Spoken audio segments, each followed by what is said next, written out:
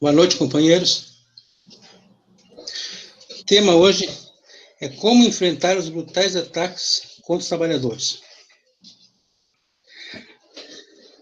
Eu quero chamar a atenção para que todos nós tenhamos consciência e clareza de que nós estamos vivendo, no último período, pelo menos desde a crise econômica de 2008, sob ataque de guerra do imperialismo norte-americano contra o Brasil. Mas não só contra o Brasil, mas contra toda a América Latina, principalmente contra a Venezuela, onde a agressão é mais evidente. Guerra essa que é chamada de guerra híbrida, guerra psicológica, que utiliza a propaganda e a manipulação para alcançar os objetivos. No Brasil, veja bem, sem disparar um único tiro, eles estão conseguindo colocar a mão no pré-sal, que é uma fonte energética, estratégica, e que ninguém abre mão. Mas eles estão tomando na mão grande apenas com operações de guerra híbrida. Por aí, eles tiraram o Lula do páreo, com uma condenação relâmpago no segundo grau de jurisdição, e tomaram o governo de assalto por meio de um golpe eleitoral. Isso depois de ter derrubado o governo de Dilma Rousseff por meio de um golpe parlamentar. Então, são ações articuladas militarmente com objetivo político. Uma agressão ao Brasil, uma agressão a todos os países que isso está acontecendo e cada vez aumenta mais e devemos estar espertos em relação a isso. Então, nós não podemos subestimar a capacidade dos organismos de inteligência dos Estados Unidos de manipular toda a sociedade do país atacado, utilizando a mídia e o poder judiciário do próprio país para derrubar governos e para mudar regimes. Nesse sentido, toda manifestação do governo Bolsonaro ela tem que ser levada a sério, porque ela faz parte da guerra psicológica, mas utilizando, digamos assim, um método do diversionismo. E a direita, ela é mestre em diversionismo. Todos os dias tem um factoide produzido pela direita, que é divulgado em campanha pela mídia, até a exaustão. E que pauta o pensamento e o debate de toda a população. Eles querem aplicar grandes ataques aos direitos dos trabalhadores e declaram isso abertamente todos os dias.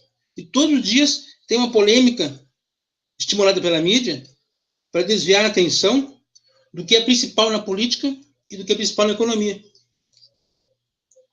É algo bem simples, é descarado, mas é eficaz. Então isso tem a ver com a manipulação da consciência das massas. E o imperialismo ele tem toda a ciência e a tecnologia a seu favor. Ele consegue direcionar o senso comum para onde eles querem, de maneira a justificar e a proporcionar golpe sobre golpe. Por exemplo, o desgaste político do governo Bolsonaro. É um desgaste em tempo recorde, porque antes de tomar posse já estava desgastado. Então foi um desgaste produzido. Ainda que isso tenha a ver também com a luta de classes, obviamente, né? Porque o golpe eleitoral ele foi em cima de uma fraude. Ele iludiu as massas, mas ele não conseguiu derrotar o movimento de massa fisicamente. Então, a resistência do movimento de massas aos ataques da burguesia, ela se mantém. De uma forma ou de outra se mantém, não foi derrotado. Essa aí é a base do desgaste de Bolsonaro. Tanto é que se não houvesse manipulação no processo eleitoral, o Lula seria eleito e não Bolsonaro. Bolsonaro ele ficaria lá com seus 5%, e olha lá.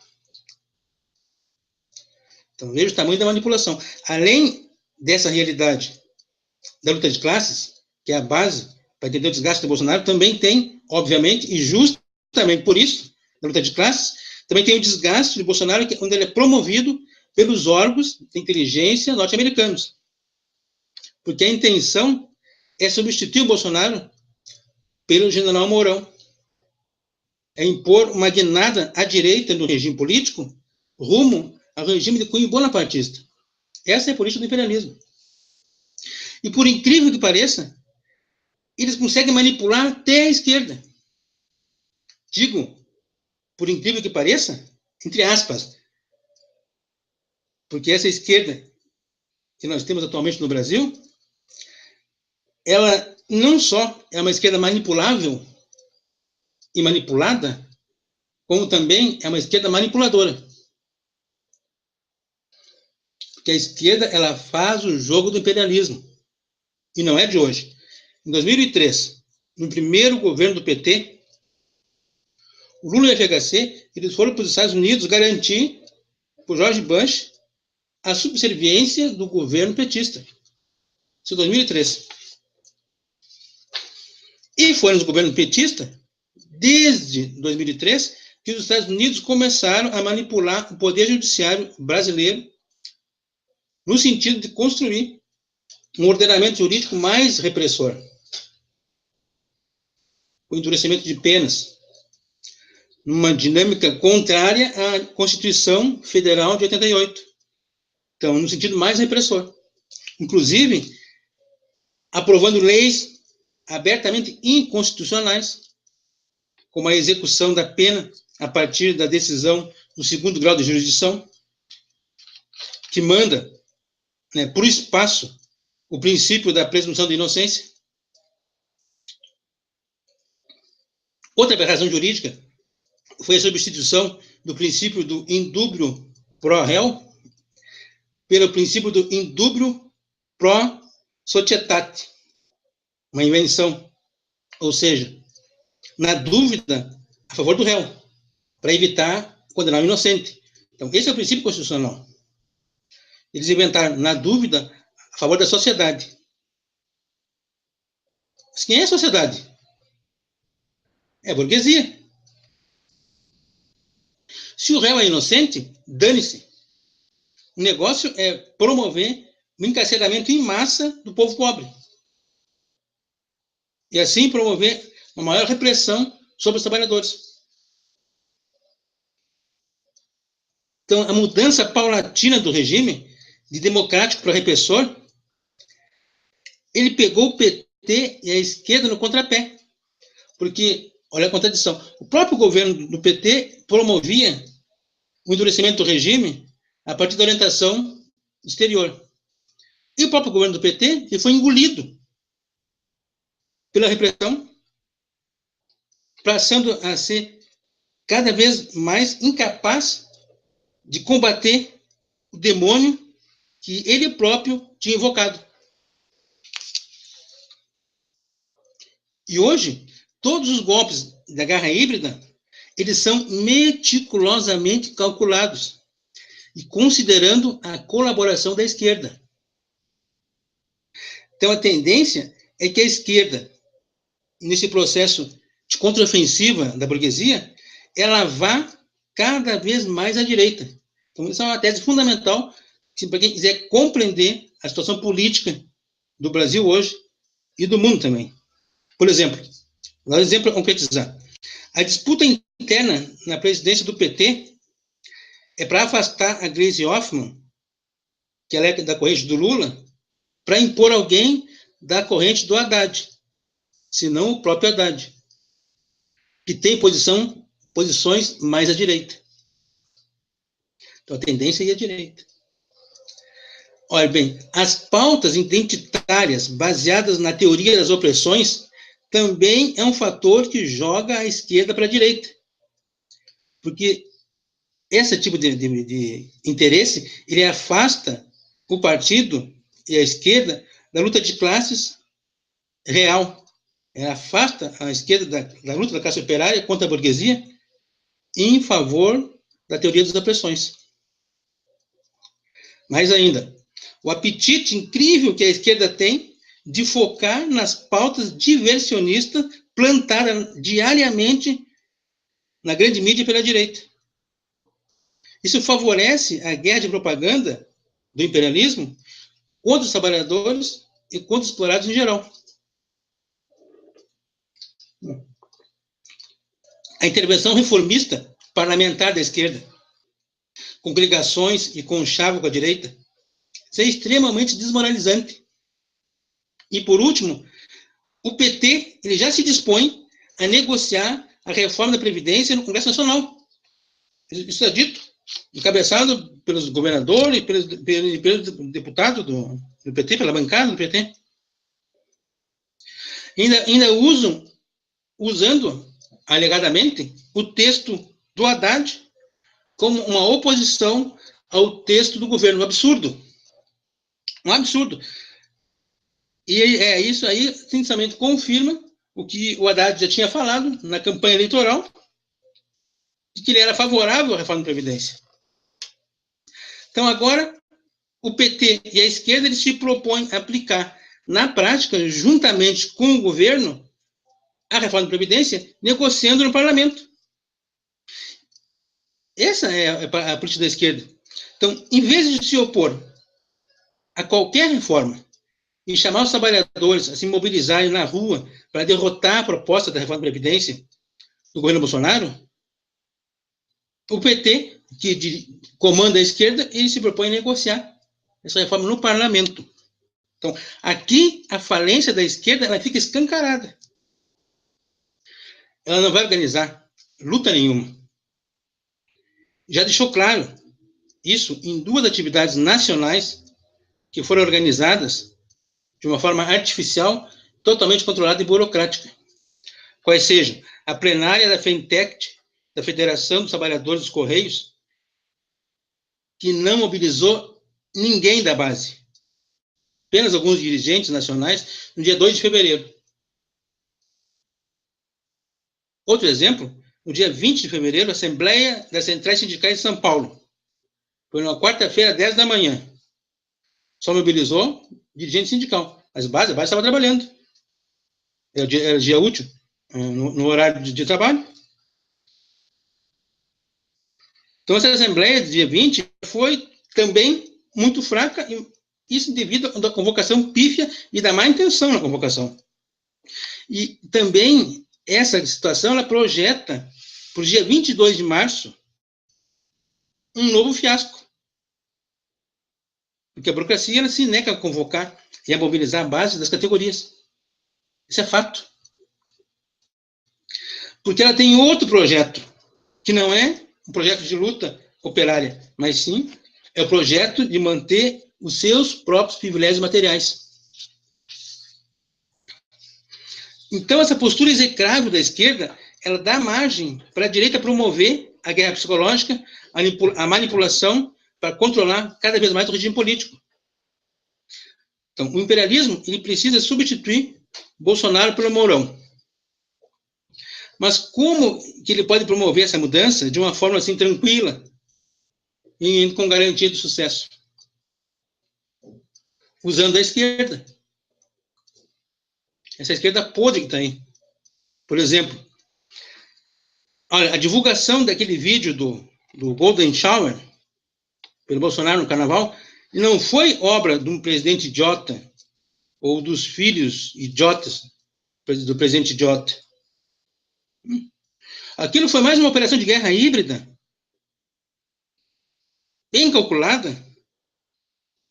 que ao mesmo tempo que desmoraliza o Bolsonaro, ele aproxima a esquerda dos militares. O que surgiu a partir daí? Proposta de impeachment do Bolsonaro pela questão moral de divulgação de um vídeo obsceno. É isso que está na esquerda. Então, essa proposta de impeachment, ela é apresentada pelos esquerdistas nas redes sociais, é tudo o que o imperialismo quer. Não é à toa de que um dos incentivadores dessa proposta é o Miguel Reale Júnior. O Miguel Reale, que é um dos autores do pedido do impeachment da Dilma Rousseff.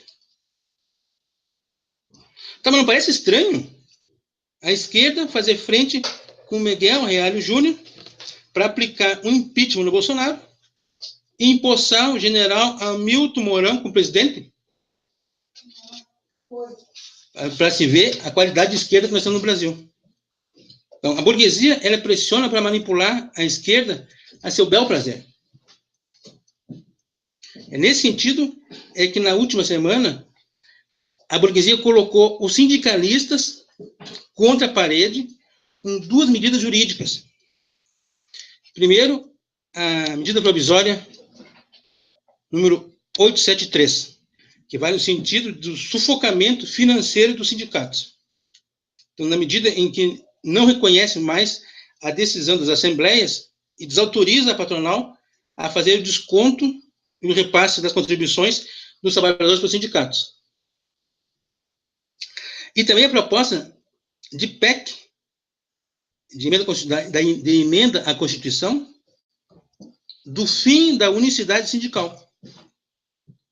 E o governo ameaça pôr em votação após a aprovação da reforma da Previdência, conforme o próprio governo. Para quê? Para acabar com um sistema que permite apenas um único sindicato representando determinada categoria na mesma base territorial. Então, com o fim da unicidade sindical, vai dividir muito mais ainda a classe operária, por uma medida burocrática do governo, e vai dar condições para que qualquer grupo pelego possa fazer um sindicato em determinada empresa. Essa empresa, os pelegos tomam conta. O sindicato é deles. E assim por diante. Então, isso é uma pressão bárbara sobre a burocracia. E esse tipo de chantagem da burguesia, ele vai empurrando a burocracia cada vez mais para um tipo de paralisia. A burocracia fica recebendo pancada e fica paralisada. Enquanto a direita vai aplicando o seu programa passo a passo e sem ter nenhuma oposição de verdade. Pelo contrário, o que ela tem é uma colaboração da esquerda. Porque o que nós temos no Brasil é uma esquerda colaboracionista. Porque ela tem um projeto de ser parte do regime. A esquerda tem um projeto de ser como o Partido Democrata nos Estados Unidos, que alterna o poder com os republicanos, mas aplicam a mesma política. Isso ficou claro no segundo turno das eleições presidenciais, quando o PT ele abandonou o perfil de campanha que se apoiava em Lula para receber a transmissão dos votos de Lula, que dizia que Haddad é Lula, Lula é Haddad, no primeiro turno, e depois conseguiu levar o PT para o segundo turno. No segundo turno ele abandonou, no segundo turno ele foi à direita. Tirou a cor vermelha, tirou o Lula, botou o verde e amarelo, começou a defender linha semelhante à da direita, dando margem para a vitória da direita, na intenção de que a direita ganhasse as eleições, aplicasse o programa do imperialismo, se desgastasse e depois, na próxima eleição, o PT voltasse já com a metade do programa aplicado e eles tivessem só que administrar a política do imperialismo.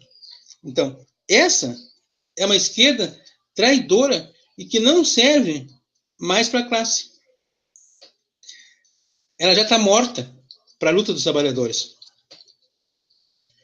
Agora é a hora de construir uma nova esquerda revolucionária, que impulsione as lutas pela base e que supere o freio da atual burocracia. É por isso que nós chamamos a construção de uma frente operária de luta pela base, para reorganizar o movimento operário no processo de lutas que está para estourar. Porque o Brasil, essa caracterização, ele vai para o caminho da França. Vai acontecer, mais dia menos dia, um movimento semelhante aos coletes amarelos da França no Brasil. Porque os trabalhadores não vão aceitar calado tanto aperto. E os primeiros que vão ser atropelados pelo movimento serão esses dirigentes sindicais, imobilistas, pelego, que só vivem para parasitar os sindicatos. E esses são os primeiros que vão ir para o espaço. E assim, na luta, é que vai ser construída uma nova esquerda revolucionária no Brasil. Muito obrigado.